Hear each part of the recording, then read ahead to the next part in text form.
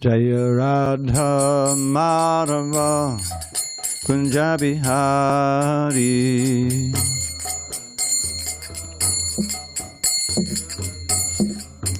Jaya Radha Madhava Kunja Bihari.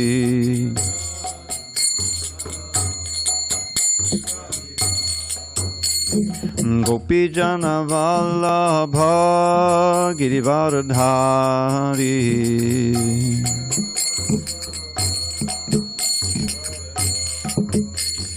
Gopi Jana Vallabha Girivardhari.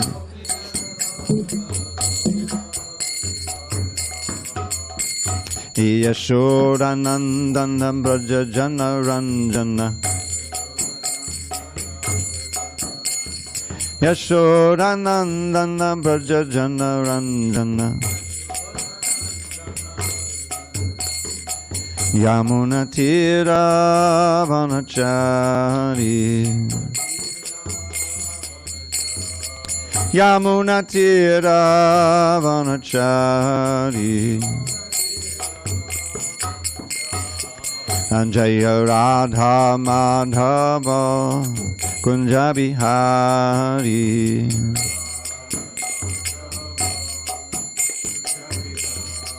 Jaya Radha Madhava Kunja Bihari.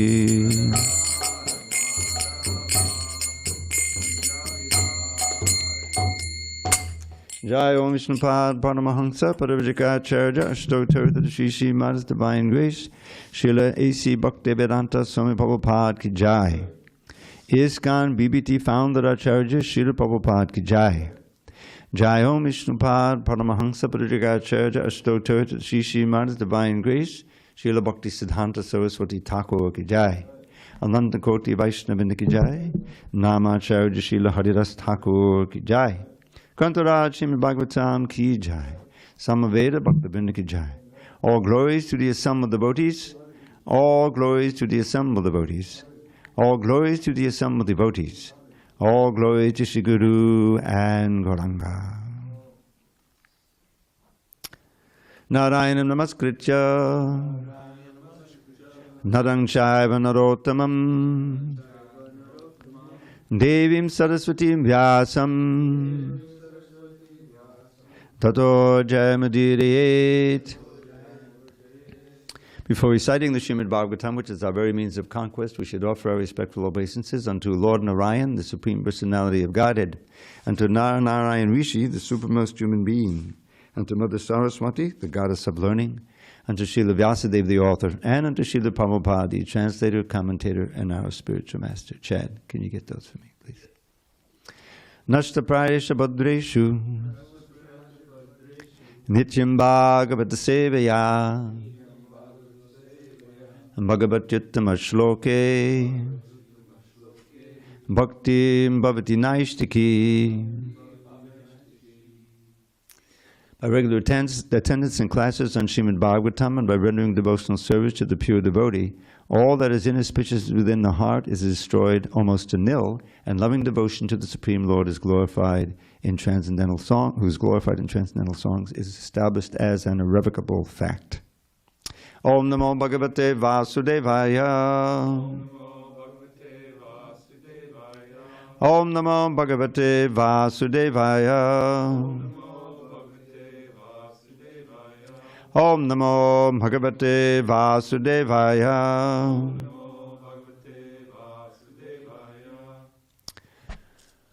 So, on this 10th day of May, the glorious appearance day of Lord Narasimhadeva, we are reading from Srimad Bhagavatam, translation and commentary by His Divine Grace A.C. Bhaktivedanta Swami Prabhupada.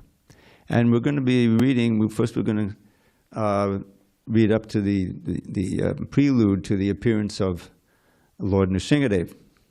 So we're going to read from Canto 7, Chapter 8, beginning of the chapter, text 1, in the lead up to Lord Chaitanya's, Lord Narasimhadeva's appearance. Narada Muni continued, all the sons of the demons appreciate, this is 781. Narada Muni continued, all the sons of the demons appreciated the transcendental instructions of Prahlāda Mahārāja and took them very seriously. They rejected the materialistic instructions given by their teachers, Shanda and Amarka. So just a little prelude, background to that. I won't give the whole pastum of how Prahlāda was instructed in the womb. He was instructed in the womb by Narada Muni when Hiranyakashipu was performing severe austerities, getting even more powerful so he could avenge the death of his brother Hiranyaksha at the hands of Lord Vishnu in the form of Varaha. So while that was going on, his wife, Kayadu, I think her name, was pregnant. And so the demigod said, okay, we'll hold on to her until she gives birth, and then the demon in her womb will kill him, you know. But Narada Muni came and said, no, you're not going to be able to kill him. He's a great devotee. You let her come to my ashram and until the birth comes. So they deferred to Narada, the great Narada Muni. And while he was in the womb, he was getting instructions from Narada Muni. So he was a great devotee, became even greater by all those instructions. So when he was born, Hiranyakashipu came back, and then the wife went back to him, and he had no idea that Prahlāda was a great devotee. So as he grew up, of course, he wanted to know how he was doing in school, and he's preaching to him about how you should give up everything, this dark well of material life, and go take shelter of Hari and Vrindavan. Where'd you get that? You know, he didn't know. So he looking at Shanda and Amarka said, those are the teachers and of the school, and we didn't teach him. So they thought, well, we'll be able to correct him. He's just a young boy, you know. So anyway, it went on like that, and after a while, Prahlāda started teaching his classmates about bhakti, you know. So this was really seditious. I mean, he was undermining the whole kingdom there. And then when Hiranyakashipu found out about that, he was furious, and eventually he became so angry, I think after he asked him again, okay, what did you learn? And Shravanam, Kirtanam, Vishnu, Smaranam, Bhada, Sevanam, Archanam, Mandanam, Dasyam, Sakyam, Nivedanam. He outlined that very important verse. The longest purport in the whole Bhagavatam is explaining that verse. And by that time, then Ranjit, well, that's the end. You know, you're just a poison tree in this forest of our dynasty. So he gave him over to his henchmen to kill him. And then there's this hair-raising description of how they threw him off a mountain. They tried to crush him under an elephant. They were trying to pierce him with their weapons, putting it in boiling oil. Every means that they had, poisonous snakes, everything. And he was just completely protected. He is the emblem, the acharya for remembrance of Krishna. He was so absorbed, he was completely protected. So that kind of freaked out Hiranyakashipu, because that's a tremendous strength, the defensive strength. And so the teachers came, don't worry, he's just still a young boy, So he went back to school. And eventually, then we'll read from here. And he was teaching his schoolmates. Narada Muni continued. This is the beginning of the chapter of 8 in Canto 7. All the sons of the demons appreciated the transcendental instructions of Prahlāda Mahārāja and took them very seriously. They rejected the materialistic instructions given by their teachers Shanda and Amarka. So he was successful in undermining the roots, the foundation of the dynasty. Next verse. When Shanda and Amarka, the sons of Shukracharya, observed that all the students, the sons of the demons, were becoming advanced in Krishna consciousness because of the association of Prahlāda Mahārāja, they were afraid. They approached the king of the demons and described the situation as it was. When Hiranyakashipu understood the entire situation, he was extremely angry, so much so that his body trembled. Thus he finally decided to kill his son Prahlāda himself. Hiranyakashipu was by nature very cruel, and feeling insulted, he began hissing like a snake trampled upon by someone's foot. His son Prahlāda was peaceful, mild, and gentle. His senses were under control, and he stood before Hiranyakashipu with folded hands. According to Prahlāda's age and behavior, he was not to be chastised. Yet with staring, crooked eyes, Hiranyakashipu rebuked him with the following harsh words. "You most impudent, most unintelligent disruptor of the family! O lowest of mankind! You violated my power to rule you, and therefore you're an obstinate fool. Today I shall send you to the place of Yamaraj. My son Prahlāda, you rascal, you know that when I'm angry, all the planets of the 3 worlds tremble, along with their chief rulers. By whose power has a rascal like you become so impudent that you appear fearless and overstep my power to rule you?" So Prahlāda said, "My dear king, The source of my strength, of which you're asking, is also the source of yours. Indeed, the original source of all kinds of strength is one. He is not only your strength or mine, but the only strength for everyone. Without him, no one can get any strength. Whether moving or non-moving, superior or inferior, everyone, including Lord Brahma, is controlled by the strength of the Supreme Personality of Godhead. So we mentioned Lord Brahma because Hiranyakashipu had gotten boons from Brahma. Went on. The Supreme Personality of Godhead, who is the supreme controller and time factor, is the power of the senses, the power of the mind, the power of the body, and the vital force of the senses. His influence is unlimited. He is the best of all living entities, the controller of the three modes of material nature. By his own power, he creates this cosmic manifestation, maintains it, and annihilates it also. My dear Father, please give up your demoniac mentality. Do not discriminate in your heart between enemies and friends. Make your mind equipoised toward everyone. Except for the uncontrolled and misguided mind, there is no enemy within this world. That's something to remember. Same Krishna says the same thing in the Gita. When one sees everyone on the platform of equality, one then comes to the position of worshiping the Lord perfectly. In former times, there were many fools like you who did not conquer the 6 enemies that steal away the wealth of the body. These fools were very proud, thinking, I have conquered all the enemies in all 10 directions. But if a person is victorious over the 6 enemies and is equipoised toward all living entities, for him there are no enemies. Enemies are merely imagined by one in ignorance. So let me just see these 6 enemies.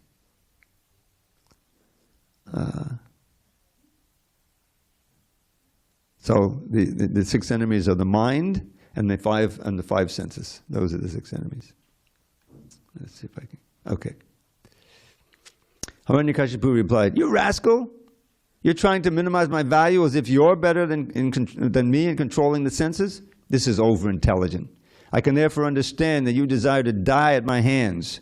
But this kind of nonsensical talk is indulged in by those about to die." Almost unfortunate Prahlāda, you have always described the Supreme Being other than me, a Supreme Being who is above everything, who is the controller of everyone, and who is all-pervading. But where is he?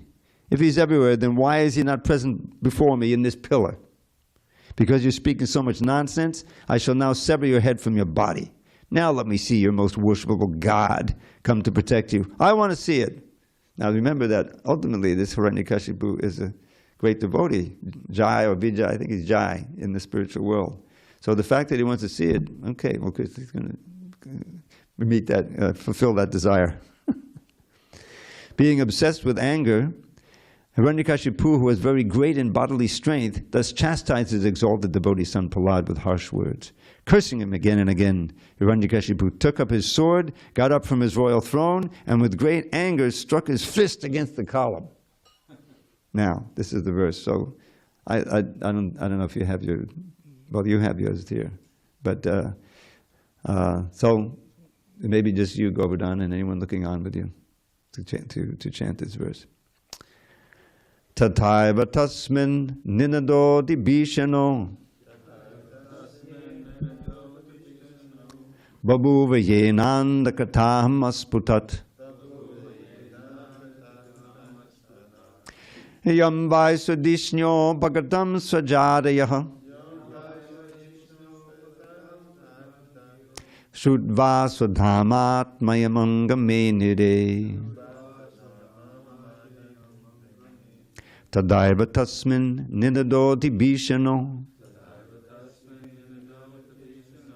babhuva yenanda kataham asputat yang vaisudishnyo bhagatam tvajadayah Shrudva swadhamat yayam angamenire Tadaiva tasmin ninadoti bhishano babhuva yenanda kataham asputat yam vaisudishnyo bhagatam tvajadayah Shrudva swadhamat yayam angamenire. Does anyone want to try it? Go ahead, Govardhan. Tadaiva tasmin ninadoti bhishano. Babhuva yenanda kataham asputat.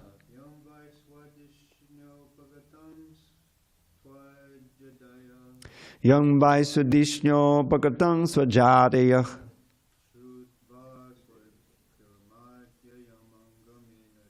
Shudva sudhamat yayamanga menide. Who else is? Can you do it? Tataiva tasmin ninadoti bhishano. Babhuva yenanda kataham asputat.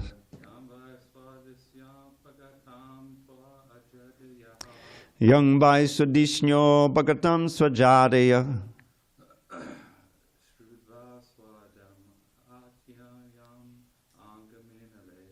Shudva sudhamat yayamanga menire. You can do it? Go ahead. Tadaiva tasmin ninadoti bhishano. Babhuva yenanda kataham asputat. Yang vai swadishno pagatam swajadaya.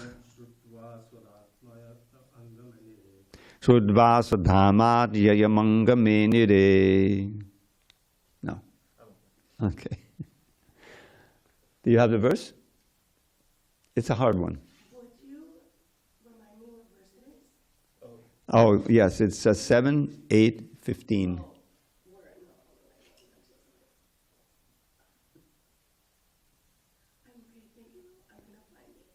Okay, but then maybe you could, the lady can chant it.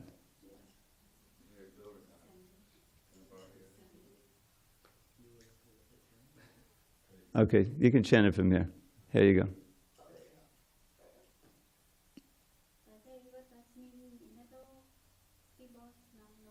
Tadaiva tasmin ninadoti bhishano.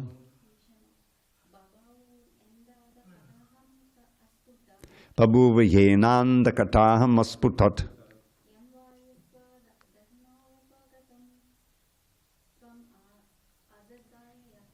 Yang vai swadishno pagatam swajadayah.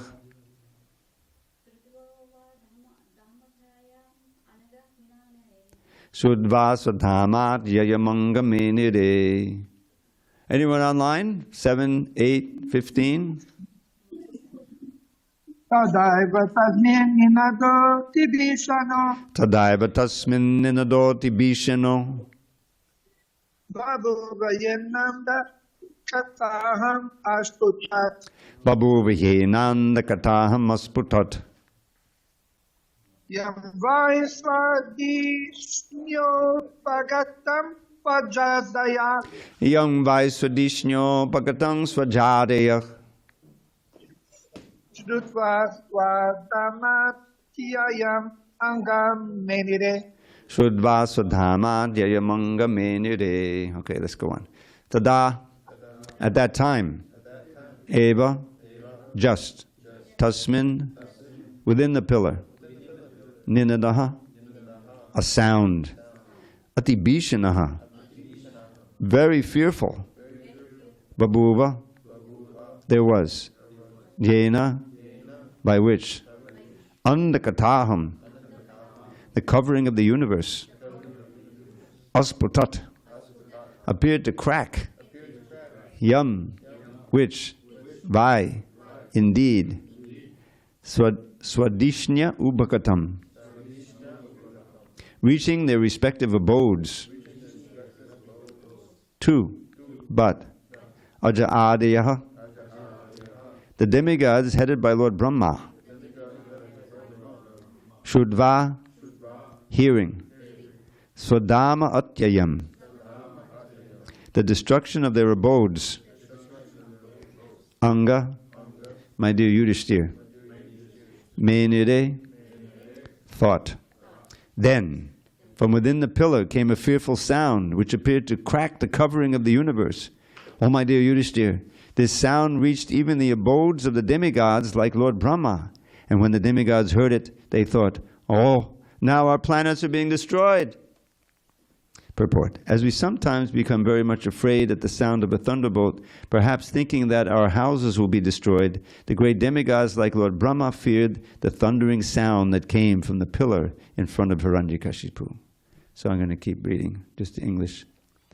While showing his extraordinary prowess, Hiranyakashipu, who desired to kill his own son, heard that wonderful, tumultuous sound which had never before been heard. Upon hearing the sound, the other leaders of the demons were afraid. None of them could find the origin of that sound in the assembly. Purport. In the Bhagavad Gita 7.8, Krishna explains himself by saying, Rasoham apsakunteya prabhasmi shasisu yayoho pranavak sarva vedeshu shabdach ke paurusham nishu. O son of Kunti, Arjun, I am the taste of water, the light of the sun and the moon, the syllable Om in the Vedic mantras. I am the sound in ether and the ability in man. Close quote. Here the Lord exhibited his presence everywhere by the tumultuous sound in the sky, Shabda Ke. The tumultuous thundering sound was proof of the Lord's presence. The demons like Hiranyakashipu could now realize the supreme ruling power of the Lord, and thus Hiranyakashipu became afraid. However powerful a man may be, he always fears the sound of a thunderbolt. Similarly, Hiranyakashipu and all the demons who were his associates were extremely afraid because of the presence of the Supreme Lord in the form of sound, although they could not trace out the source of the sound. Okay, I'm just going to read a little more and then we'll discuss. To prove that, next verse, to prove that the statement of his servant Prahlāda Mahārāja was substantial, in other words, to prove that the Supreme Lord is present everywhere, even within the pillar of an assembly hall, the Supreme Personality of Godhead, Hari, exhibited a wonderful form never before seen. The form was neither that of a man nor that of a lion. Thus the Lord appeared in his wonderful form in the assembly hall. Purport. When Hiranyakashipu asked Prahlāda Mahārāja, "Where is your Lord? Is he present in this pillar?" Prahlāda Mahārāja fearlessly replied, "Yes, my Lord is present everywhere." Therefore, to convince Hiranyakashipu that the statement of Prahlāda Mahārāja was unmistakably true, the Lord appeared from the pillar. The Lord appeared as half lion and half man, so that Hiranyakashipu could not understand whether the great giant was a lion or a human being. To substantiate Prahlāda's statement, the Lord proved that his devotee, as declared in the Bhagavad Gita, is never vanquished. Kaunteya padijanihi name bhakta pranashiti.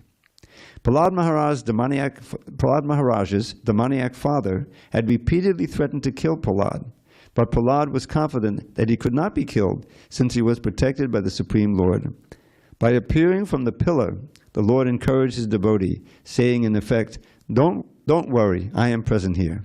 By manifesting his form as Narasimhadeva, the Lord also preserved the truth of Lord Brahma's promise that Hiranyakashipu was not to be killed by any animal or any man. The Lord appeared in a form that could not be said to be fully a man or a lion. Om Jnana Timirandasya Jnanandana Shalakaya Chakshu Unminitamena Tasmai Shri Gurave Namaha. I was born in the darkest of ignorance, but my spiritual master, Srila Prabhupada, opened my eyes with the torchlight of knowledge. I offer my humble obeisance unto him and all members of Sri Parampara. So there's so much to discuss about Lord Narasimhadeva and Prahlāda and Hiranyakashipu. So I'll just summarize some of the backstories, which is important to know just exactly why he appeared in the way he did, when he did, and why he killed Hiranyakashipu the way he did. So when Hiranyaksha was killed, Hiranyakashipu's brother, notice that first of all, there's a backstory. There's a big backstory. They were Jaya and Vijay, two servants in Vaikuntha. Their job was to watch the gate. And when the four Kumaras came up and they wanted to get into Vishnu Loka, they blocked them because they weren't yet really devotees. They were Brahmavadis. And so they became very angry and cursed Jaya and Vijaya to come down and become demons. There was a choice that was given. You can have three births as demons and come back, or was it 6 births? I forget, as devotees. So they said, okay, we'll take the demons, we'll get back faster. So this was the first pair. These are the first pair, Hiranyaksha and Hiranyakashipu. And who's the second pair? Ravana, Kumbhakarna. And the third? Shishupal and Dantabhakra. Okay, so those stories will be told subsequently. So Hiranyakashipu was furious. His brother had been killed by Vishnu, so he took Vishnu as his arch enemy, and he went and performed extreme austerities for many, many thousands of years, standing on his tiptoes and his hands up, and he was covered by an anthill, and still living, kept keeping his body was eaten, but he kept his life circulating in his bones with the prana. That's how powerful he was. So meanwhile, his wife was pregnant with Prahlāda. And the demigods became very afraid because they knew this demon was becoming even more powerful. And so they wanted to attack Hiranyakashipu, but he was too powerful, so they thought, okay, well, he has a son here, and his son is a demon, so we'll arrest the mother. She's pregnant with Prahlāda, and when he comes out, we'll kill him. So Narada Muni came, and he said, no, you won't be able to kill him. He's a great devotee. So you just let her come to my ashram, and I'll take care of it till she gives birth. And so the Indra and the others, they deferred to Narada, and that's what happened. So while I think her name was Kayadu, she's there, and Narada Muni is instructing Prahlāda in the womb. And she's hearing it, but she's just thinking of her husband, and she's not really, in one ear and out the other. But Prahlāda, he was getting all this instruction. He was already a great devotee, he became even greater. So then Hiranyakashipu, what happened is the demigods asked Brahma to do something because he was heating the universe and all of this with his incredible austerities. So Brahma comes down and he sprinkles some water on the anthill, and Hiranyakashipu comes back with an even more powerful young body. He's coming out. And so he takes, according to the Bhagavatam, the verses, he seems that this is God, this is Supreme Lord. He wants to get benedictions. So he wants, from Brahma, he wants liberation, but Brahma said, I can't give you mukti because I don't have it myself. I'm also going to die. So there's this whole thing where he thinks he gets it through the back door. He said, okay, so you give me a benediction, though I won't be killed by any human being or any of the creatures that you created, like that. I said, okay, no problem. I won't be killed the day and night, no problem. You got it. I won't be killed by any weapon. Fine, no weapon. On and on like that. And so when he thought, well, I'm more or less, I'm invincible now because I can't be killed this way, that way, this way. So then time went on. Eventually, Kayadu gave birth. He went back, and Hiranyakashipu, it was his eldest son, I think. And so then we learned the story that he was growing up and eventually went to school. He didn't know he was a devotee. So he gave him into the hands of Shandanamarka. They were the instructors in the school, the Gurukul school, and for all the young little demons, boys. And so Prahlāda was one of them, and he asked his son when he comes back, what's the best thing you learned today? And he gives this famous verse, Tatsadamanye Sudavaya Dehinam, which means that the best thing I heard, he doesn't call him father, he calls him the best of the demons. The best thing I learned, Father, is that for the human being, for the living entities in this world whose minds are always disturbed because they're taking shelter of the asat, the temporary body and everything else, then the best thing is to just leave the household life, which is like a dark well, materialistic household life, which is a dark well, and go to the forest, and it's explained in the commentary, Vrindavan, and take shelter of Hari. That was and so Hiranyakashipu was shocked. Where did he learn this? He looked at Shandanamarka. He said, we didn't teach him. We didn't know that. We don't know where he got it. So, so that was the first shocker. So they said, don't worry, he's just a young boy. We can instruct him and get rid of him. So then there's this whole chapter of how he's instructing his sons. The whole idea is that Prahlāda Mahārāja is a Mahajan, and he's the emblem of remembrance. Each of the Mahajans has a different specialty. So his is utter absolute absorption and shelter, taking shelter with Krishna that way. So he was fearless. He's preaching to his father, big demon who'd taken charge of the whole universe, monstrous demon. And he was unafraid in that first encounter to tell him to go take shelter of Hari, who had killed his brother. He was his archenemy. So he showed his fearlessness from that point. Then he started preaching to his classmates, and there's a whole wonderful chapter of the instructions to his classmates. And that was even more serious, because now he's undermining the whole kingdom. He's raising up these nice little demons to, Machiavellian, do this. And he's preaching bhakti to Krishna. So he's subverting. So then I think it was after another one of these, what did you learn today? And he spoke this, it's famous for Shravanam, Kirtanam, Vishnu Smaranam, Padasevanam. So that was too much, By the way, that's the longest purport in the Bhagavatam. Prabhupada's longest purport is going through all of that. He quotes extensively from Bhaktisiddhanta, describing those 9, so you can consult it. So then he says, okay, you're going to be executed now. You're like a poison tree in a dynasty, So he gave him over to his henchmen, these fierce, associates of Hiranyakashipu. And they tried to kill him with the weapons. That didn't work. So they tried to throw him off a mountain. Somehow he just, he survived that. Underneath the feet of an elephant to crush, no harm. Put him in boiling oil. They thought they'd get a Prahlāda Pakora. And instead, he wasn't even harmed, So finally, what to do? It's the serpents, whatever way they had to kill people. So that was frightening to his Hiranyakashipu, because that's tremendous power to be able to defend against that, But Chandana Marka again said, don't worry, he's just a young boy. We can easily, get him, straighten him out. So back he goes to the school. So eventually, I think it's after I made a mistake. I think it's after the Shravanam Kirtan Vishnu verse. He decides, I got to kill you myself, and that's what we read here. You see. So of course, the Hiranyakashipu is killed famously.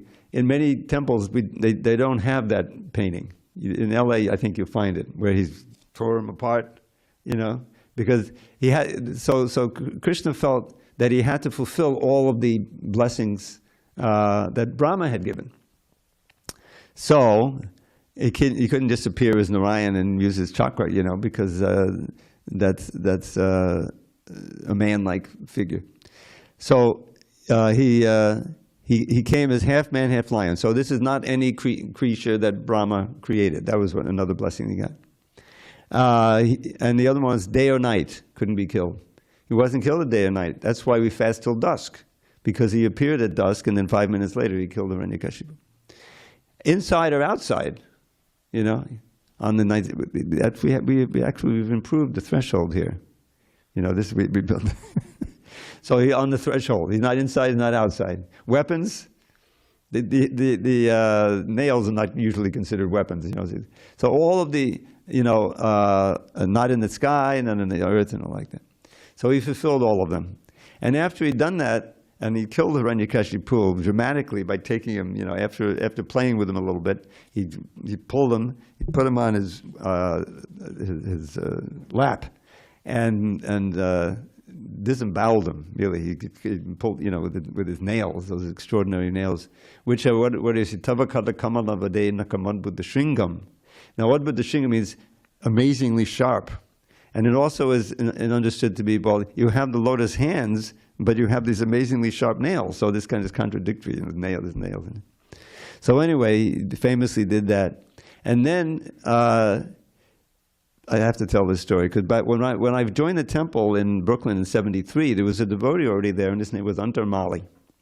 No one knew what it meant, but we just knew him as Antarmali.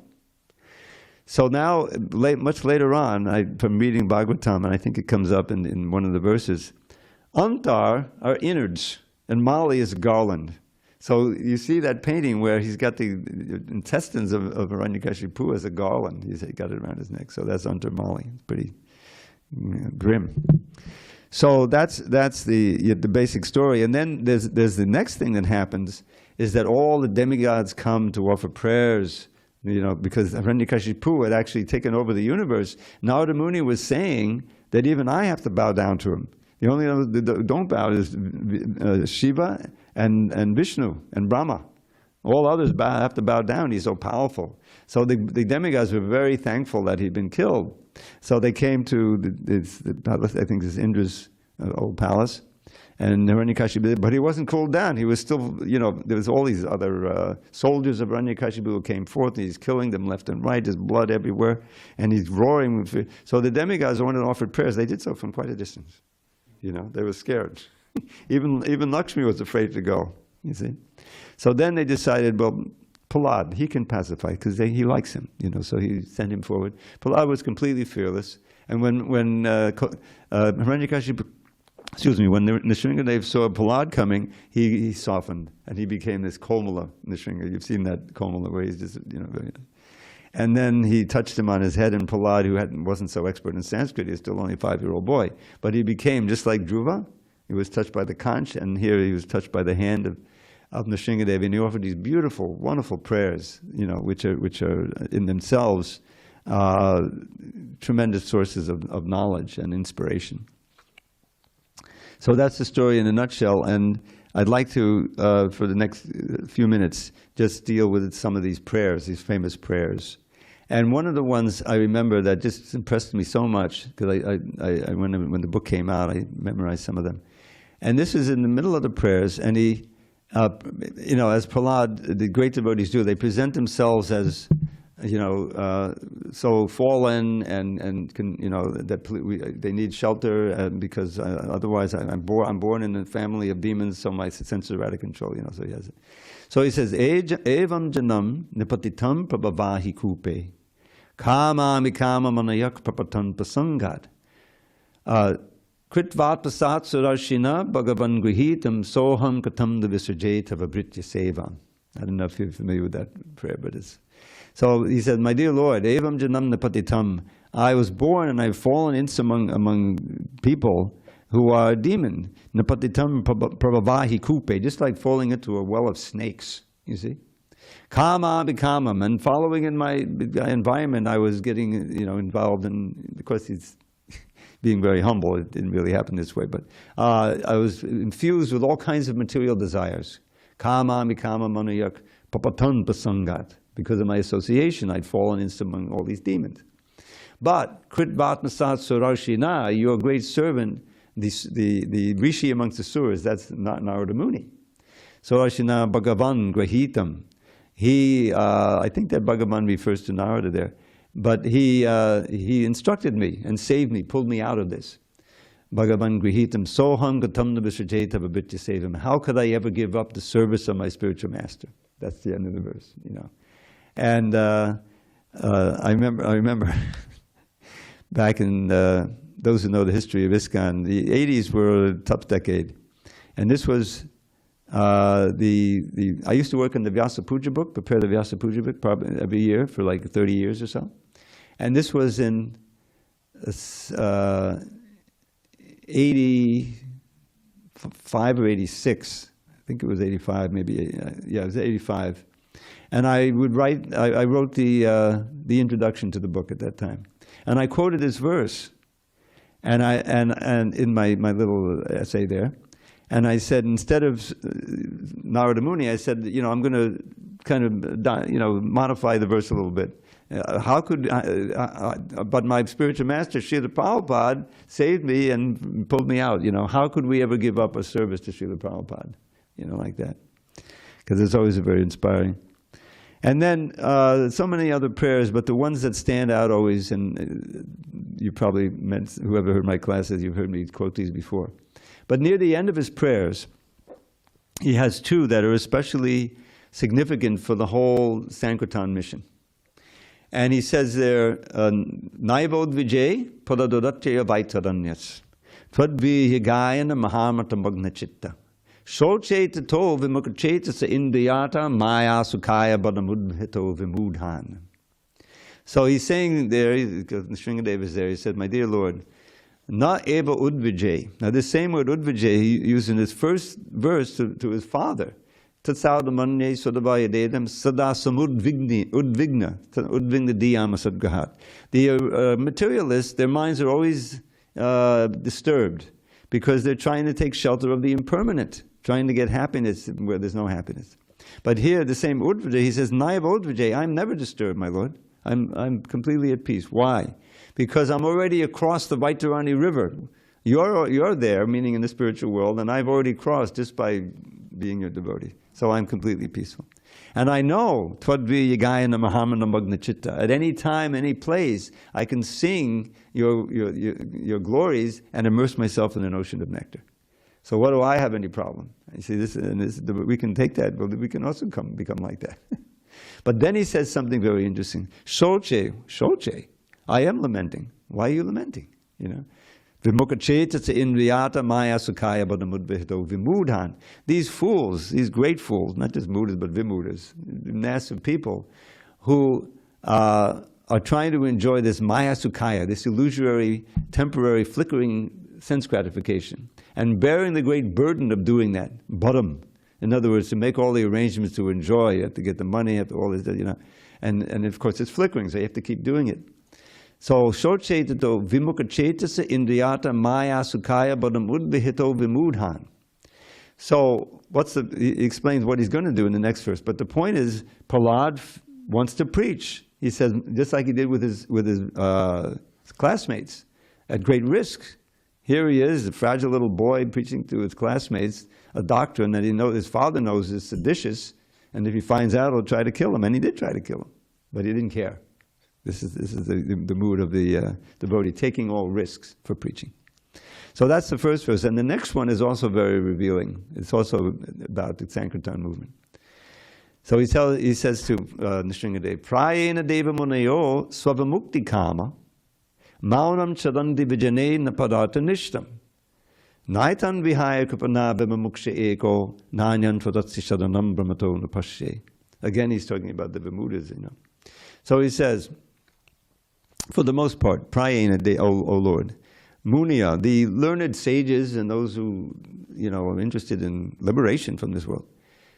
Prayena deva munayo svavamukti kama. He says mukti there is actually, in that context, is a material thing. It's there at the beginning of the Bhagavatam too, the very second verse, Dharmak projata kaitavotra, you know, where Shukadev, Vyasadeva is saying that in this Purana, all the cheating religions are kicked out from the beginning, right? And Prabhupada explains that Sridhar Swami explains that this, one of those things is mukti. Mukti alone, I want to be liberated, and as Prahlāda describes, therefore let me go. I'm going out of the city. I'm going to go to a place where there's no people, right? The Himalayas, and so I can meditate and become free of birth, death. That's a kind of kama. And Lord Chaitanya echoes that in his teachings to Sanatana Goswami. He says, Krishna bhakta nishkama ateheva shanta, bhukti mukti siddhi kami sakaliya shanta.